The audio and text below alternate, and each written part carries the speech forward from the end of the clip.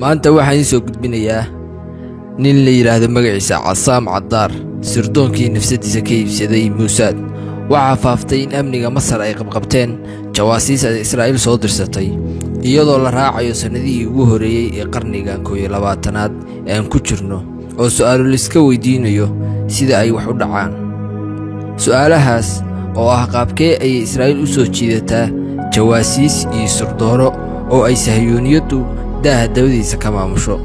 sida macahdiyada tacliinta shaqaalaha dawladda iyadoo heshiis nabadeed la kala saxiixday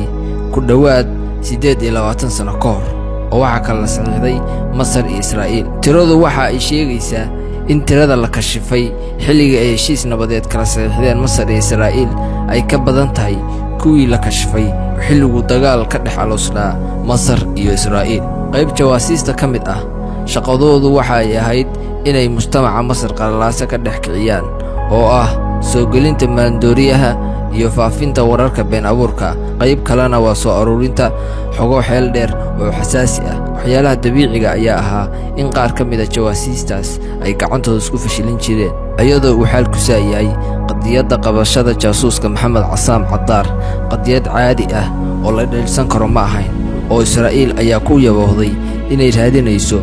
dhalin dalkooda nacday oo Israa'iil ku soo jiidanayso lacag iyo haween si ay taa bedelkeeda u hesho macluumaad dib ku ah maslaxadda waddankiisa Casaam Cadaar wuxuu qirtay inuu islaamnimada ku qaraaban jiray isagoo diinta ka baxay sidoo kalena uu ahaa nooca ragga ee loo yaqaan lagroonaa afka qalaadna lagu yiraahdo gay wuxuuna qirtay inuu xiriir xaraan ah la sameeyay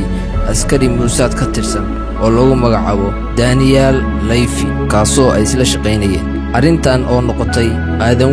waayo awowgiis Xasaan Cadaar ilaahay ha u naxariistee waxa uu ka mid ahaa culumadii Masar ugu firfircoonaa waxa uu ahaa qofkii ugu horeeyay oo ku dhawaaqa in la hagaajiyo nidaamka jaamacadda Azhar lalana jaanqaado casrigan oo caafimaad engineering cilmiga xisaabta lagu soo daro iyadoo hormuudka laga dhigayo culumtii diiniga ahayd oo ah dhaxal ay nooga tageen salafkii naga horeeyay waxa kaaga kaafinaya in Sheekh Rufaacata Tadahdawi uu ahaa raggii ugu caansanaa ee wax ka soo barta qisadiisu waxa ay bilaabatay Maxamed Casaam Cadaar bilowgii bisha Luulyo ee toddobaadkii ugu horeeyay sanadku markuu 2001 oo ahayd goor uu Maxamed Casaam Cadaar uu dhiganayay kuliyadda culumta bulshada ee jaamacadda Azhar kuna uu jiray sanadkii saddexaad ee kuliyadda ilaa uu kala qaybsanaan ku yimid Maxamed Cadaar oo u sababtay inuu dalkiisa Masar naco colaad xunna caloosha ugu hayo isagoo u sabaynaya waxa ka dhigay inuu dalkiisa naco ay tahay deganaan la'aanta ku dhacday qoyska dhalay oo aabihiis iyo hooyadiis ayaa isfuray isagoo cunug yar ah oo sidaas barbaarin hagaagsan uma u soo qaadan waxa uu Maxamed isku dayay intuu maxkamadda ku dhex jiray inuu eedaha dusha ka saaro waxa uu yiri Maxamed waxa igu dhacday xaalad aan naco wax walba oo hareerayga ah intaas kadib waxaan go'aansaday inaan dalka isaga carro oo aan dalal kale galo waxa maskaxdayda ku soo dhacday dalka Turkiga oo dalku galkiisu uu fududaa goortii caasimadda Ankara aan gaaray waxaan goostay inaan aado safaaradda Israa'iil oo aan u soo bandhigo dalabaadkayga ama ay ii dabaraan fursad aan kula shaqeeyo ayaga safaaraddu si gacmo furan bay ii soo dhaweysay taxana dhowr ayay mariyeen si ay igu hubsadaan inaan daacad u noqonayo khaas ahaan waxa niyadayda ku jidhay ayaan u soo bandhigay oo ah in diinta Islaamka aan ka tago oo diinta Kirishtaanka aan qaato sababta ka dhigtay inuu ka baxo diinta Islaamka ayuu u cuskaday inuu karaasanayay fikradda guursashada 4 haween ah uuna ku saweeyay inuu mashaakil qoys dhaco wax toddobaadii kadib waxa ku qanacday niyadaydii sirdoonka Israa'iil ee Ankara jooga waxayna warqad u qoreen Tel Aviv kuna cadeynaya inuu ninkan yahay ugaad fiican una adeegsadaan si ay xog uga helaan shacabka Masar iyo Carabta ku nool dalka Yurub markii aan warqado ogolaanshaha helay waxaan talaabadii koowaad ka dhigay Ankara inaan macluumaad ka soo aruuriyo Carabta iyo Masaarida magaaladaas ku nool waxay soo imaan jireen dadkaas maqaahi Masar la yiraahdo una dhow safaaradda Masar ee Ankara ku leedahay maqaahidaas ayuu dad badan ku bartay waayo Carabiga aad ayuu ugu hadli jiray xiriir saaxiibtinimo oo wanaagsan uu la yeeshay oo ahayd khudadii ay Muusaad soo dejisay marka hore inuu ku hawlgalo muddo 6 bilood ayuu si maalinle ah warbixino uga diyaarin jiray dadkaas qaabka ay u nool yihiin, habdhaqankooda, tirada carruurtooda. Waxaa kaloo ka diyaariyey dabeecadahooda, xaaladaha nafsiyadeed ee haysta, iyo jacaylka ay u qabaan inay tuntaan iyo inay lacag badan helaan. Sidoo kale waxa uu ku daray meelaha ay Masriyiintaas Qaahire ka degan yihiin iyo qaraabadooda joogta Qaahira. Waxa uu ahaa mid daqiiqad walba warbixino ka qora Masriyiintaas iyo Carabta. Waxaad moodaaba inuu mid walba taariikh nololeedkiisa ka qorayo. Dowrkiisii waxa uu dhammaanayay markuu warbixinta uu ka diyaariyey uu dhammaystiro una uu dhiibo ninka horjoogaha u ah,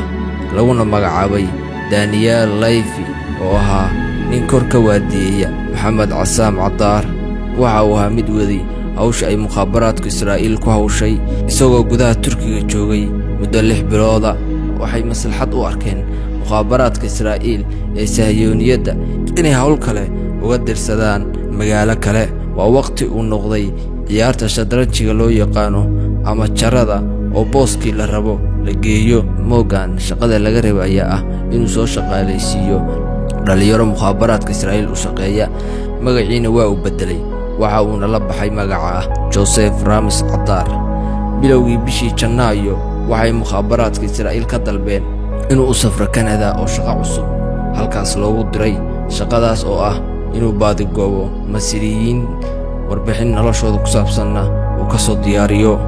Waxa uuna soo gaaray Canada isagoo fiisaa ku qortay magaca ah Joseph Ramos Caddaar. Sidoo kale ninkani waxaa dabagal ku hayay Masar. Waxaa Canada ku soo dhaweeyey Kamaal Kooshi, oo ah sarkaal asalkiisu Turki uu yahay balse Israa'iil la shaqeeya. Waxa uu soo bandhigay Maxamed Caddaar inuu ka shaqeeyo makhaayad cunnada fudud laga cuno, halkaasna uu xiriir ku dhiso. Muddo 2 sano ah ayuu halkaas ka shaqaynayay. Waxa uu u gudbiyey mukhaabaraadka Israa'iil warbixino aad u tiro badan, una ka diyaariyey dadkii halkaas joogay, isagoo ku sheegaya warbixinii uu gudbiyey in dadkaas aad u fududa in la duufsado oo la shaqaalaysiiyo. Waxa uu kaluu sheegay inuu xoogga saaray ardada waxbarashada u soo doontay, waayo khibrad saasa ma laha, waxayna u badnaayeen arday baahi hayso. Wuxuu kaloo warbixinaha ku sheegay inuu boqolkii Masaari iyo Carab ah uu ka dooran jiray dhowr dhalinyaro ah oo dalalkoodii nacay, hawo nafeedna ay hayso,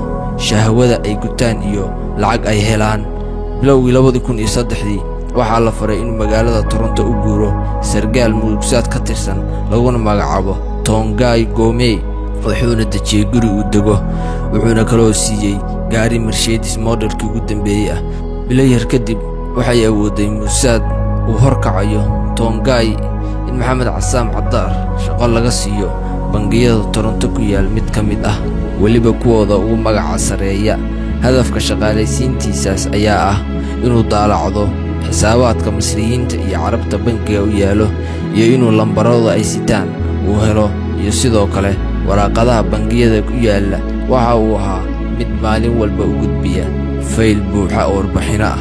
Waxa uu ka horqirtay Maxamed Caddaar maxkamadda horteeda inuu hubo inay Mossad shaqaalaysiisay Masriyiin iyo Carab badan oo ah kuwa warbixinta ka soo gudbin jiray, waayo waxa uu ku arkay isbeddelka noloshooda ku dhacday, hadday tahay dhanka nolosha iyo hadday tahay dhanka dhaqanka. Oo waxa uu dareemay in markii hore qaabka ay ula dhaqmi jireen ay ka duwan tahay qaabka ay xilligan ila dhaqmayaan. Ilaa anigu ima ay ogeyni inaan ahay ninkii warbixinta ka gudbiyey. Sidoo kale